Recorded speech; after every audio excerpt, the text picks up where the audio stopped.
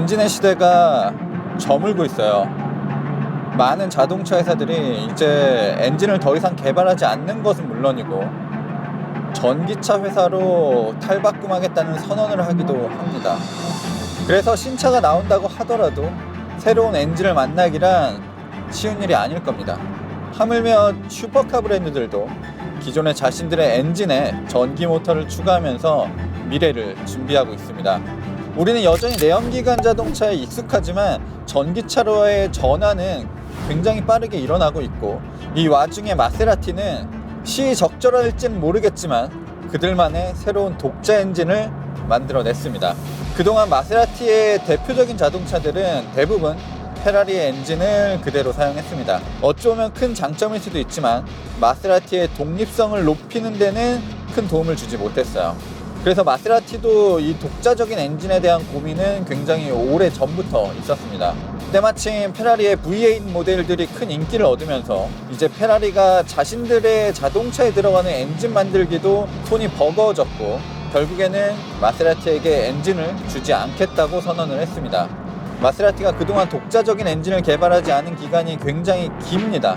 그래서 이 네튜노 엔진이 훨씬 더 특별해 보이기도 하고, 마세라티도 그동안 페라리에 가려져서 보이지 않았던 자신들의 엔진 기술을 뽐내기 위해서 네튜노 엔진을 상당히 특별하게 만들어 놨습니다.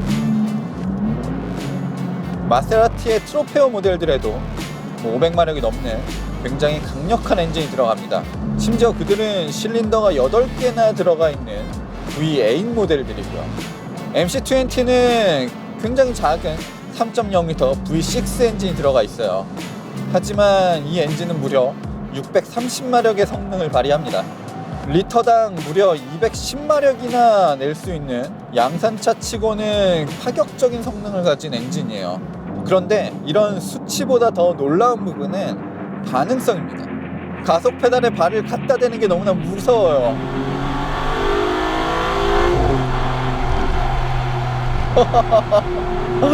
와, 제가 2000년대부터 타온 마세라티 중에서는 이런 느낌을 보여주는 모델이 없었습니다. 그렇다고 페라리의 미드십에서 느껴지는 감각도 아닙니다. 어떻게 보면 주행 감각 면에서는 페라리의 미드십 모델들보다 훨씬 더 난폭함들이 느껴져요. 자, 그리고 엔진의 사운드가 너무나 생생하게 들립니다.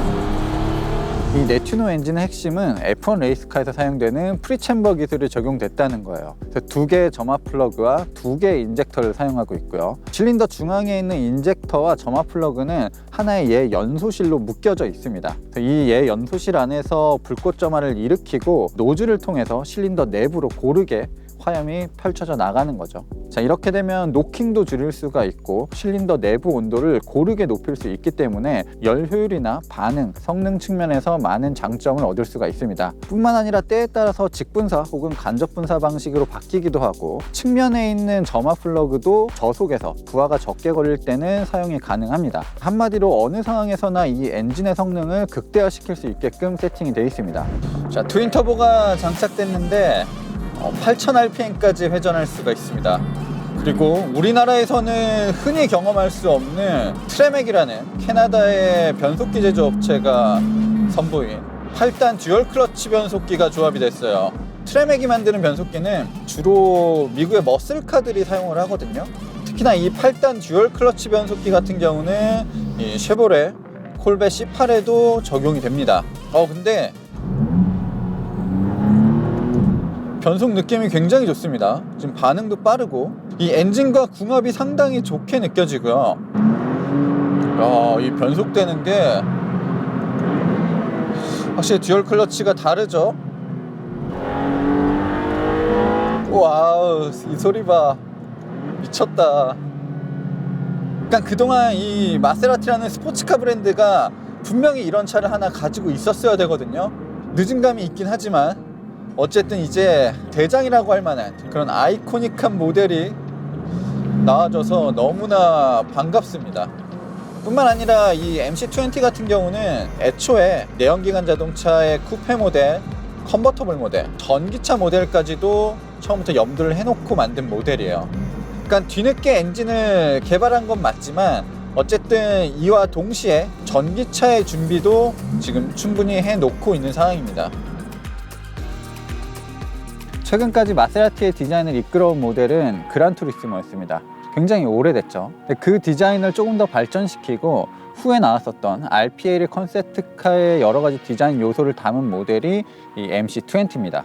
아마 MC20의 디자인을 기반으로 여러 신차들이 새롭게 나올 거예요. MC20의 디자인은 일단 멋있어요.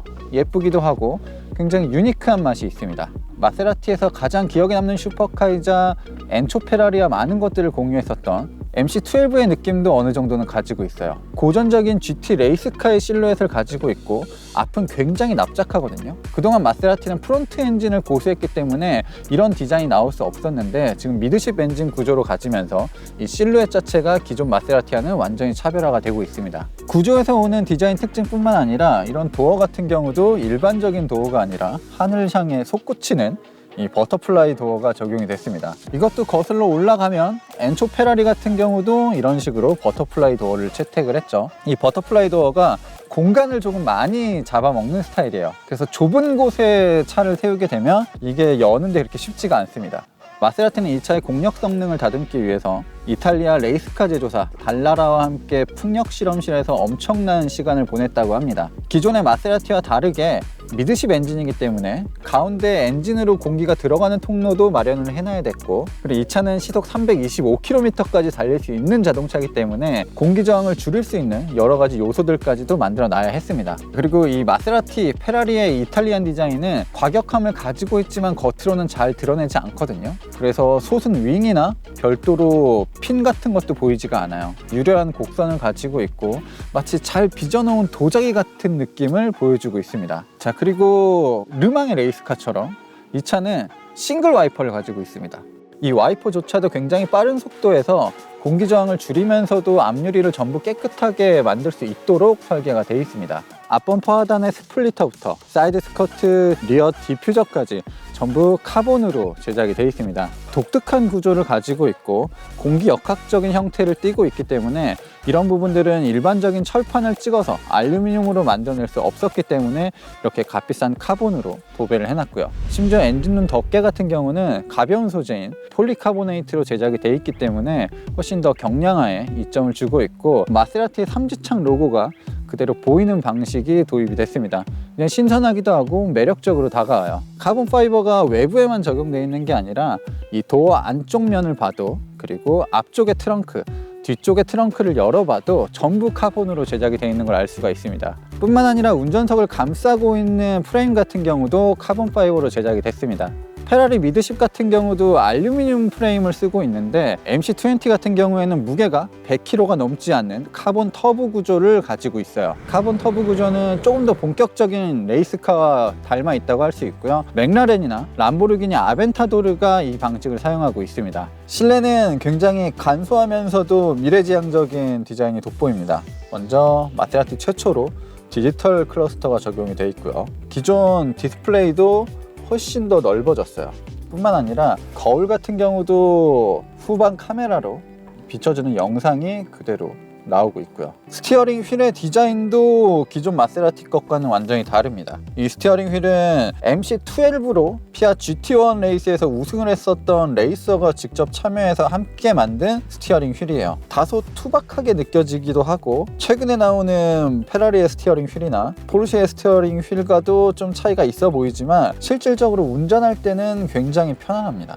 여기에는 시동 버튼, 그리고 런치 컨트롤을 사용하는 버튼도 있고요. 그리고 카본으로 이 스포크들은 전부 마감이 되어 있습니다. 기존의 마세라티 같은 경우는 이 스티어링 휠과 칼럼에 붙어 있는 패들 시프트가 좀 멀기도 했었고 방향 지시등도 꽤 멀었거든요. 근데 MC20 같은 경우는 이런 것들이 훨씬 더 쉽게 조작할 수 있게끔 바뀌었어요. 아무래도 이 차는 속도가 굉장히 빠르고 순간적인 대응 능력이 필요하기 때문에 이런 식으로 컨트롤하는 것도 훨씬 더 간결하게 만들어 놨습니다. 기어 레버는 없고요. 버튼 방식이 적용이 되어 있습니다. 다른 슈퍼 스포츠카와 마찬가지로 멈춰 세울 때는 양쪽 패들 시프트를 누르고 전자식 파킹 브레이크를 당기면 자동으로 P 모드가 됩니다. 그리고 평소에는 드라이브, 그리고 후진 버튼이 있고요. 그리고 가운데 부분에는 이 차의 디자인과는 가장 동떨어진 느낌의 주행 모드 셀렉터가 있습니다. 그래서 옆으로 돌리면서 그리고 가운데 부분 서스펜션을 누르면서 조작을 할 수가 있어요. 이런 부분들까지도 조금 더 미래지향적으로 바꿔줬으면 어땠을까라는 생각이 들고요. 제가 앉아있는 시트는 레이싱 시트 전문 제조 회사인 샤벨트와 함께 만든 시트가 적용이 되어 있고요. 전동식으로 조절을 할 수 있고 요추 받침까지도 설정을 할 수가 있습니다. 디자인이 굉장히 심플하잖아요. 그럼에도 몸을 굉장히 잘 잡아주기도 하고 무엇보다 낮은 시트 포지션까지도 설정을 해놓을 수가 있습니다. 풋레스트를 비롯한 이 페달은 전부 알루미늄으로 만들어져 있고 보조석까지도 알루미늄으로 발판이 만들어져 있습니다. 천장이나 앞쪽 부분에는 알칸타라가 주로 사용이 되어 있고 시트 가운데 부분도 역시 알칸타라가 사용이 됐습니다. 그리고 대시보드를 감싸고 있는 부분, 도어 패널 부분, 시트의 이 어깨 부분이나 헤드레스트 부분에는 또 마세라티가 굉장히 자랑하는 고급스러운 가죽이 적용된 것도 특징이고요. 다만 여느 미드십 스포츠카가 그렇듯 굉장히 협소합니다. 그렇다고 폐쇄적인 느낌을 주고 있진 않아요. 앞쪽이나 옆쪽 시야가 굉장히 넓은 편이거든요. 그래서 답답한 느낌은 들진 않는데 수납 공간에 있어서는 분명히 한계가 있습니다. 이 앞쪽에 스마트폰 무선 충전 시스템이 있고요. 나머지 수납 공간은 거의 전무합니다. 뒤쪽에 컵홀더가 있기도 하고 굉장히 작은, 정말 열쇠에 들어가면 꽉 차는 작은 수납 공간이 있을 뿐이에요. 그리고 버터플라이 도어, 위쪽으로 열리는 도어다 보니까 도어 쪽에도 별도로 수납 공간이 없습니다. 자, 그래도 이 차 같은 경우는 앞쪽에 협소하지만 약간의 수납 공간이 있는 편이고 뒤쪽에도 트렁크라고 할 수 있을 만한 공간이 있어요. 엔진이 아래쪽으로 깊숙이 들어가 있다 보니까 이 끝쪽 부분에는 무언가를 넣을 수 있는 이런 트렁크 공간까지도 가지고 있습니다. 그리고 이런 건 너무 귀엽지 않나요? 이게 햇빛이 가려질까? 대신 미드십 스포츠카들이 보통 극단적으로 차체 높이가 낮아서 덩치가 크신 분들이 좀 불편해하실 수가 있는데 이 차 같은 경우는 제가 시트 포지션을 잡고 앉아도 머리 공간이 굉장히 여유롭죠. 그래서 키가 크신 분들도 이 차를 조금 수월하게 운전하실 수 있을 것 같아요.